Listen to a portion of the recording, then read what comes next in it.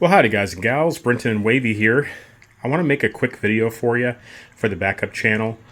We are going to be getting on the Tennessee River here in a couple days. Really excited, going to be out there on the waterways for the next 9 months, God willing, including finishing the Great Loop and the Cumberland River, all the Tennessee River, who knows, there might probably others, tributaries. I don't do a lot of research, as you guys might know, so I don't even know. If I see a navigable waterway or creek or something coming off the side, I'm gonna go explore it. So that's how we roll. But anyways, I got a really nice package from one of our subscribers. His name is Steve. I won't mention his last name because I didn't ask him, but he should be fine with his first name.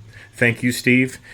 He saw that we are building a adventure library, and he has some books that I guess he figured he is already read or he didn't need, and he sent them to us. And this fills a real niche. You will see in a second. We have a lot of sailing books and a lot of boating books, but we don't have a lot of motorcycle books. That's the other side of backwaters and back roads, of course. And I would just say those are harder to find. So we're going to go through this box together. I just kind of did a preliminary looking over the spines there, but I haven't really we're doing this together. So why don't we go through this box, look at these books. I've made a video like this before, maybe 6 months ago. People seem to like it. And it's on the main channel. I'll link it below. And if you're not subscribed here, this is Brenton's Riverside Hermitage. This is my backup channel, and I put a lot of lost footage and supplemental videos here when we're really having like a really involved adventure, like doing the loop or something like that. And there's just some footage that's not quite ready for prime time, or is good enough to show you guys, to maybe fill in the gaps on some stories that we're telling over on the main channel, Backwaters and Backroads. But so it's too good to throw away or to delete, in my opinion. So, but you tell me. So if you're new here, or you're just kind of discovering this for the first time, or you're seeing me or Wavy, this is actually the backup channel. Sometimes people get confused. If you subscribe here too, that'd be great. Okay, let's get on with it. So right here at the top, we've got No Through Road by Clement Salvadori, Confessions of a Traveling Man. And it looks great. I just like the last video I made, kind of like this. I'll see if I can find some stuff and put it on the screen here about these books. A lot of these are really obscure books. They, like everything, media, movies, music, everything in these days is diminishing in quality big time. I mean, all the way down to pretty soon we're all going to be listening to AI. I'm not. You probably won't either, but who knows? Generations will and think that's creativity. So, these are priceless. These stories are priceless. They're always so personal, and I love this kind of stuff. My plan is, when I'm too broken down or poor to go have adventures on my own, or we're in a totalitarian nightmare or something, to sit in my little room and kick up my feet and read these stories. That's kind of the plan, is like when I'm old. So I won't I could read these, but we'll just kind of try to go through these pretty fast here. So No Through Road by Clement Salvadori. Looks great. I'm going to take one or two of these books on the barge when we get on the river here. Maybe you can help me decide. Maybe you can comment below and tell me which ones, if you've read any of these books, and give me some thoughts and help me decide on a couple of these. I'm going to put in the little library in the back of the barge there. So, okay, Leanings, the best of Peter Egan from Cycle World magazine. Looks good. Probably more of a compilation type book. I like Cycle World. Used to read it a lot. The Perfect Vehicle by Melissa Holbrook Pearson. What is it about motorcycles? That's a really good question. Maybe she'll attempt to answer it. Hard question. Alone in the Wild, A Journey of Discovery in the Summer of 1988. I was a sophomore in high school in 1988. So I was about 16. I probably got my driver's license in 1988, if I'm remembering correctly. And that's when it all started. By Charles L. Sherrick, I think is how you pronounce that. America as seen from the saddle of a V-twin in the late 1980s. Cool. That's in the running here. I think I've heard of this book. I saw it, back in the days when I used to just go sit at Barnes & Noble for hours and read for free, like a library. I think I saw this book, Against the Clock by Ron Ayers. The incredible story of the 49 states in 7 days by motorcycle. Not my style. If I could go slower, I might walk across America someday if I live long enough and have enough energy. That's how slow I like to go. So, but I know some people like these kind of record-breaking things. The guy just did the loop. I think he just broke the record in a loop. I paid attention to that. I thought that was really cool, but certainly not my style. But it doesn't have to be. You guys might want to. You might know what I'm talking about if you go look it up. There's a fella just a few months ago that did the Great Loop, I think in 19 days or something like that. Okay, so this is Blue Highways. I actually have 2 copies of this. I have some friends who also sent me a copy of this a couple weeks before I got this box. This is one of my favorite books of all time. I always put it in the top 5 best books, adventure travel books I think ever written. It's more than a travel book. It's an amazing book. It was a bestseller. William Least Heat Moon, he wrote some other books, including going across America on a boat. He used a Sea Dory 22 cruiser, which is like another link. I've had a couple of those in my day. And yeah, it's one of those books where if you want to learn how to write or you want to see what incredible writing looks like. I've said that about a few other books like the Shipping News, and I think I see another one in here I'll mention in a minute. It's just a tour de force of articulating the unarticulatable, if that's a word. It's an amazing book, Blue Highways. I think I will bring that, and even though I've read it at least once, but it's been a long time, I'd love to read it again. So, okay, let's see about this one. Ian McGray, this is A Long Way Around. So most folks that are into motorcycles would probably know this. Let me turn off the overhead light. Let me see if this will help a little bit, guys. Is this going to be too dark? No, a little better, less reflection. This was a documentary or a travelogue, or what did you call it, like a full-length movie, an hour and a half or so. Of course, I saw it back when it came out. Fantastic, inspirational, made me like Ian McGregor, one of the few Hollywood actors I would say I like. And if I see him in something, I usually, give it more than a cursory glance or chance because he's in it, So, and then his buddy Charlie Borman, I think he was an actor too, but... and they rode around the world. And they did another one, I think, too, where they went from Alaska all the way to Tierra del Fuego, tip of South America. So, yep, I know about this book. I've never read the book, but I've seen the documentary. And why not read the book? Probably better. Okay. Long Rider, A Tale of Just Passing Through, Mark Tiger Edmonds. He reminds me of Scooter Tramp Scotty. Except he's wearing sleeves. Scooter Tramp always wears tank tops or whatever.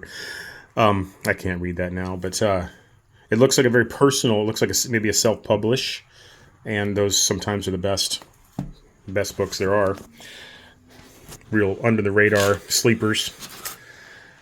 Hardscrabble, Mark Tiger Edmonds. Probably another self-publish. You can kind of tell. I don't know why there's a woman on the back with parakeets, but we will find out. So Hardscrabble. I'll see if I can find something out about that. And if I ever publish a book, if anyone reads anymore, it'll be something like this, probably a very personal, just self-publish. They've made that pretty easy these days.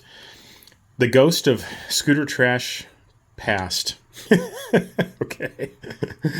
Mark Tiger Edmonds. So this Hardscrabble and this one are the same author. Yeah, so I won't read those. So this video will become too long. No one will watch it. But here we go. And motorcycling stories, adventure touring from the Northwest Territories to the Yucatan Peninsula. Awesome. Looks like he was on a gull wing. I vaguely remember I've seen something like this. Maybe that's not a gull wing. I don't know. It's an old one if it is. from the 80s. But, really, adventure books in general have kind of all but stopped being published.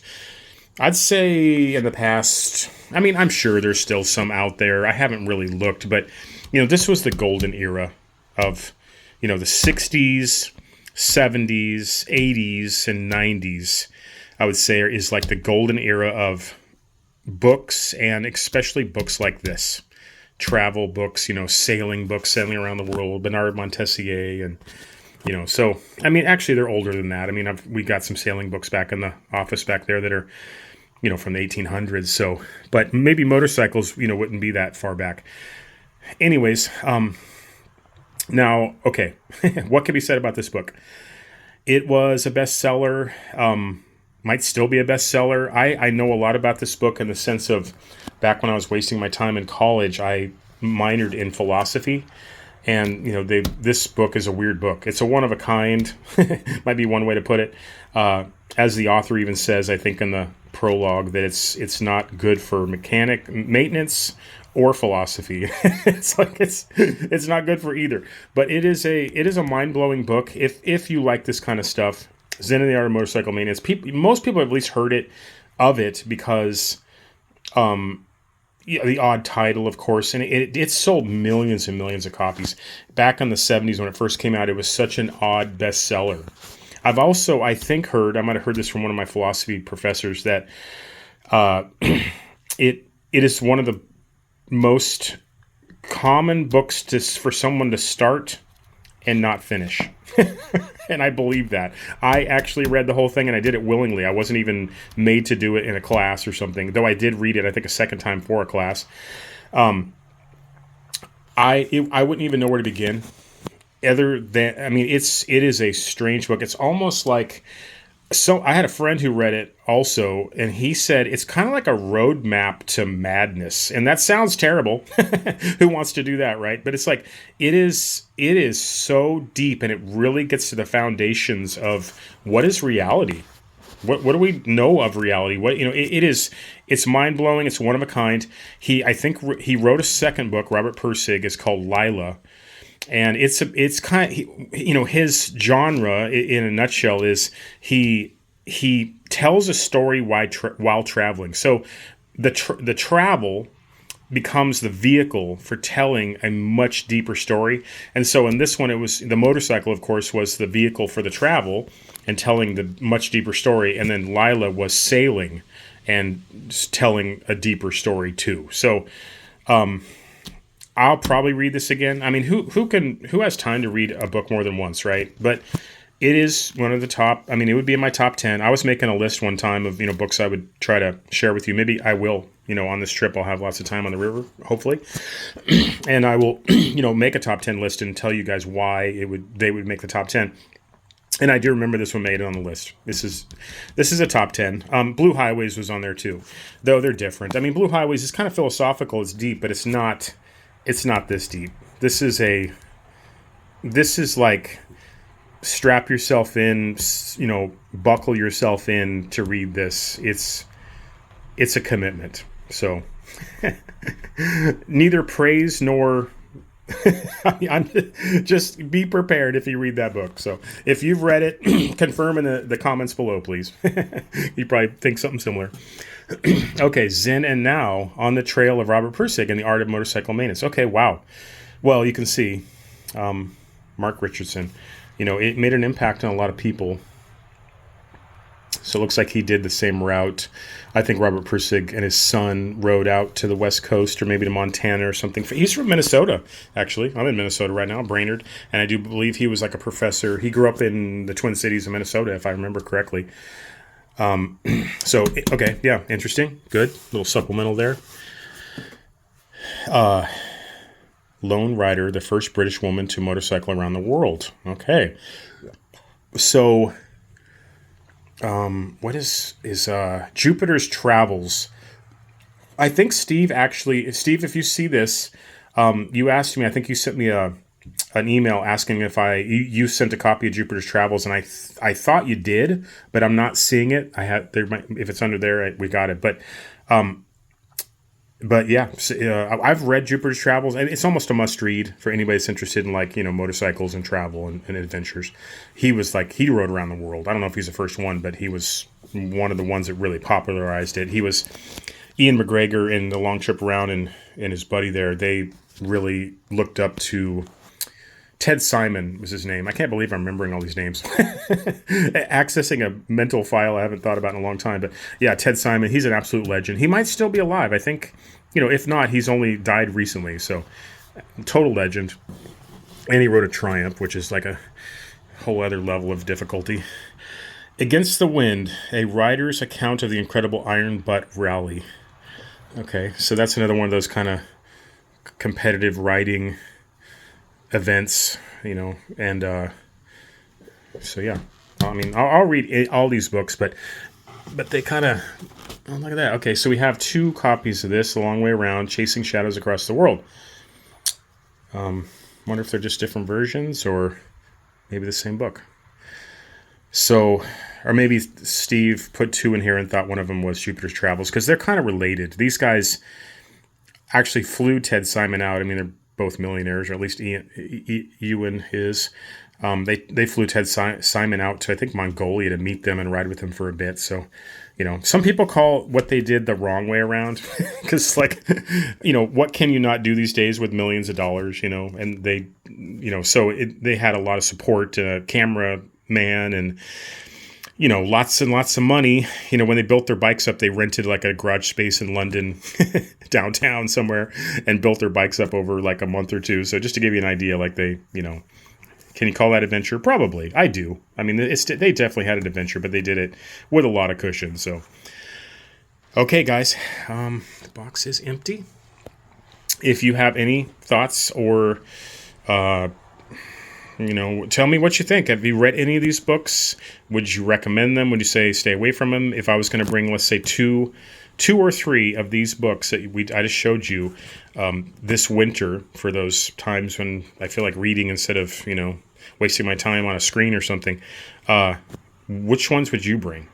So let me know if you have an opinion. Okay, Blue Highways will make it for sure, because I want to read it again. It's been too long, so... Okay, guys, thanks for watching, and yeah, this is Brenton's Riverside Hermitage. This is my backup channel. If you didn't catch that, subscribe here. You'll get extra content. I give it all away for free, and we're going to be back on the waterways, what everyone likes to see on our channel anyways. Here in the next couple days, we'll be making the trip down to Tennessee from Minnesota here. We're just closing the house up here in Minnesota, and so... good stuff coming your way soon. So if you're not subscribed over on Backwaters and Backroads, please do that over there too. Okay. Bye, Wavy. Catch you later, guys.